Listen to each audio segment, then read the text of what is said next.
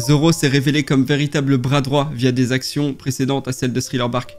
Mais son geste ici est beaucoup plus important car il met de côté son rêve et sa vie par loyauté envers son capitaine. Il fait preuve d'une force d'esprit inégalée jusqu'à présent dans l'œuvre. Je crois que c'est le geste le plus shonen que ma génération ait pu lire. Aujourd'hui, j'ai envie de vous partager mon attrait pour ce personnage et ce qu'il représente, pour sa force de caractère, ses principes et ses ambitions. Mais alors, qui est le second personnage que je vous ai présenté plus tôt? Je n'ai eu qu'une simple expérience de jeu de 20 minutes, donc je suis loin d'en être un initié, mais son univers de fantasy médiévale sombre m'a toujours inspiré à travers mes écrits. Son monde fourmille de détails aussi évidents qu'enfouis, les idées exploitées n'ont de limite que le cadre dans lequel elles prennent vie. Elden Ring est un jeu à monde ouvert d'action RPG au lore sombre et complexe, proposé par une collaboration exceptionnelle entre Hidetaka Miyazaki et George R.R. Martin, l'auteur de Game of Thrones. On poursuit une quête légendaire très punitive au moindre manque de vigilance. Et les boss sont là pour nous le rappeler. L'un des plus charismatiques n'est autre que Malenia. Déesse de la putréfaction, elle est l'épéiste la plus redoutée de l'Entreterre. C'est pourquoi j'aimerais associer son design exceptionnel à celui de Zoro et d'en faire un samouraï à 3 lames issu du monde dantesque d'Elden Ring. C'est tout le sujet de cette vidéo. So don't you tell me I am selfish just because I look out for myself. I've been happy, working hard so I won't have to cry when I'm older. I could have done this or that.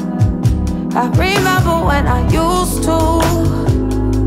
Don't do it cause it doesn't work. Et maintenant, c'est bien beau d'avoir quelques croquis de Chara Design, mais faut passer à la composition. Je vais en esquisser quelques-unes ou qu'une si j'en suis satisfait et ensuite on passera à l'acte final.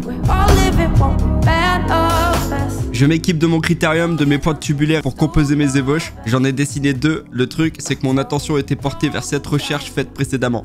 C'est avec ça en tête que je décide de poursuivre vers la réalisation de l'illustration de ce projet. C'est une nouvelle fois la gamme fanart de Canson X-Mart qui m'accompagne, avec son papier blanc lisse et épais.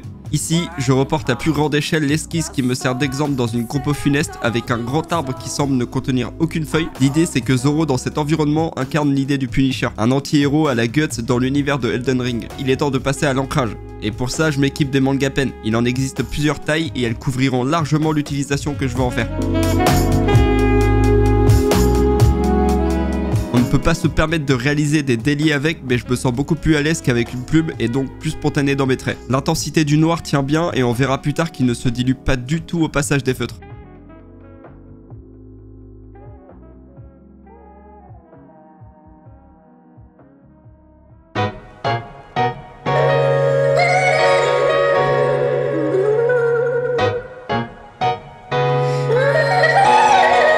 Très bien. Maintenant, l'étape de fin. Il est grand temps de commencer la partie la plus satisfaisante. Pour ça, j'ai changé de direction en misant sur une ambiance complètement rouge avec une lumière qui viendrait du dessus pour plonger Zoro dans l'ombre de l'arbre. J'applique une couche de gris sur l'ensemble en jouant sur les différentes valeurs pour définir les zones de lumière. C'est qu'après que j'appliquerai les teintes de rouge par-dessus. Je progresse bien, j'enchaîne sur les derniers détails. Le temps file et je touche au but. L'illustration est enfin terminée et je vous laisse avec cette découverte au complet. C'était le dessineux pour Canson X-Mart. Ciao.